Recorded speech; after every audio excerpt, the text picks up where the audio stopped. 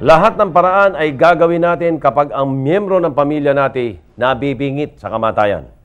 Pilit natin siyang isasalba. Kahit na minsan alam nating medyo tagilid na ang laban. Ika nga walang sukuan. Pero ito pong susunod na istorya natin ay kakaiba.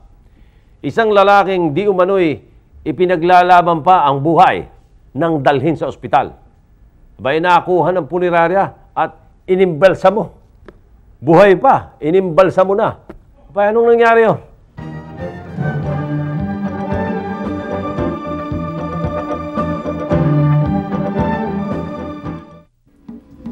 Isang napakapait na karanasan sa mundong ito ang bawian ng hininga ang iyong pinakamamahal sa buhay.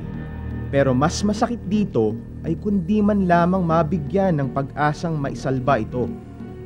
Si Isidro de la Cruz, 35 anyos ay nasaksak noong nakarang linggo.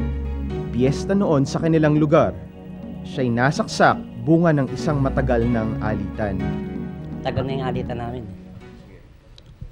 Yung pagkakataon na yun, pagtayo ko, parang yung tipo niya kasi hindi niya ako pakakawalan nun dahil yung kasama niya, nanon na ako sa gilid. Pagtayo ko, binunutan ako, yung pahabol na sasaksakin niya ako. May dala siyang patalim. Ngayon, nahuli nga ng investigador. Yung aktong saksakin niya na ako, naharapan ko na. Ano ginawa mo? Binanatan ko na. Pero hindi ang pagkakasaksak kay Isidro ang lubos na ikinasama ng loob ni Ella de la Cruz, ang asawa ng biktima. Isang araw matapos ang insidente, humingi si Ella ng tulong sa isang konsehal Maynila upang magharap ng reklamo sa isang punerarya. Naniniwala si Ella na buhay pa ang kanyang asawa nang dalhin ito sa Fairview General Hospital. Labis niyang ipinagtataka kung paano ito napunta sa kamay ng mga punerarya. Dinala siya sa Fairview General Hospital. Agad-agad naman sumunod naman kami. Pagdating sa ospital, wala na daw yung asawa ko. Ang binigay na lang sa akin yung calling card na lang. At ang sabi, ipuntahan ko daw sa punerarya na yon. Kailangan daw ma-autopsy ka agad. Ang mga taga-Prudential Funeral Homes na di umano'y nakabantay na sa labas ng ospital ang di umano'y umagaw sa katawan ng kanyang asawa kahit na ito'y buhay pa. Ito'y pinabulaanan ng punerarya. Yung linggo, mga alas 6 pasado, tumawag ko sa amin yung investigador. Ang sabi, pumunta raw kami sa Fairview General Hospital at may kukunin kaming medico-legal case. Kinuha namin yan. Pero doon na sa loob ng ospital mismo. Si Rolando Cruz, ang manager ng Prudential Funeral Homes, Roosevelt Avenue Branch. At miski yung ospital, makakapagpatunay niyan dahil meron talagang record doon. Hindi naman ibibigay ng ospital ng gano'n yan. At hindi naman totoong nangyari na hina-hijack namin yan. Siguro naman, kung maiisip natin, hindi pwede namin gawin yun. Halimbawa na dinadala yung patay doon, naharangin namin sa daan, baka kami unang mamatay. Dahil siyempre, papatayin kami ng taong bayan pagka ganun.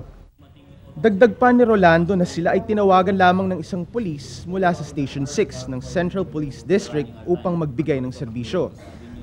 Noong 26, mga bandang alas 7:45, may nakatanggap kami ng tawag na meron daw nasaksak sa Fairview General Hospital dinala.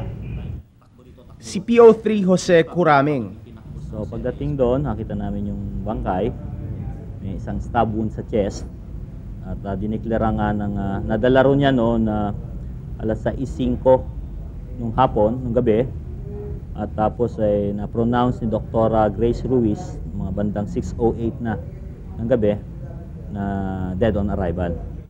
Pinatotohanan naman ito ng mismong medical director ng Fairview General Hospital. Talagang hindi na siya humihinga. At in fact, ang findings ng mga emergency doctors namin ay talagang dead on arrival ito. Sinikap rin ng Brigada 7 na makakuha ng kopya ng actual medical findings si Isidro. Ngunit ang sabi sa amin ay confidential daw ang mga papeles na ito. Paliwanag naman ni Konsehal Viseo, kung patay man ang idating sa ospital ang biktima, hindi muna dapat na isagawa ang otopsiya sa bangkay ni Isidro kung wala man lamang pahintulot sa mga mahal sa buhay nito. Ngayon, ang ginawa ko, tinawagan ko yung punerarya at sinabi kong gano'n, baka pwedeng babaan na lang yung singil, dahil sabi ko na ililipat na lang ng ibang serbisyo. Eh sabi nga nun nila, nagawa na po namin yung konsehal. Tsaka isa pa, naimbalsa muna po namin at na-autopsy na. Sabi ko ang pagkakaalam ko dapat humingi muna kayo ng pahintulot dun sa asawa. Napaka-imposibleng mangyari na isang tao na buhay ipa-autopsy pa.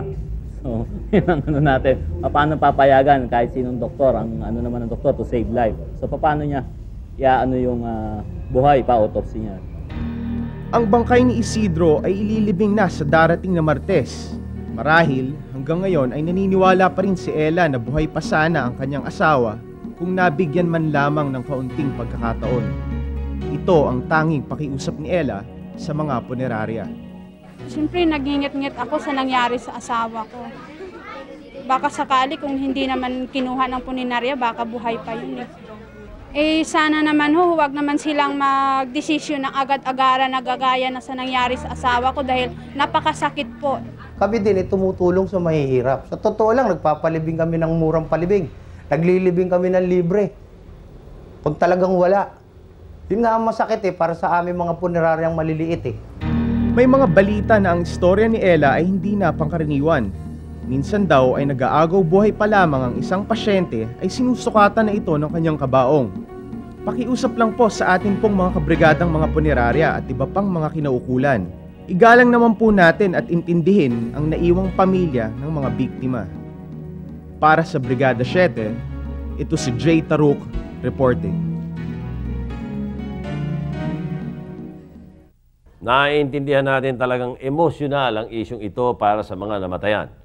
Masusing investigasyon ang kailangan para sa ganitong klaseng pangyayari at hindi na maulit pa. Magbabalik mo ang brigada matapos ang ilang paalala.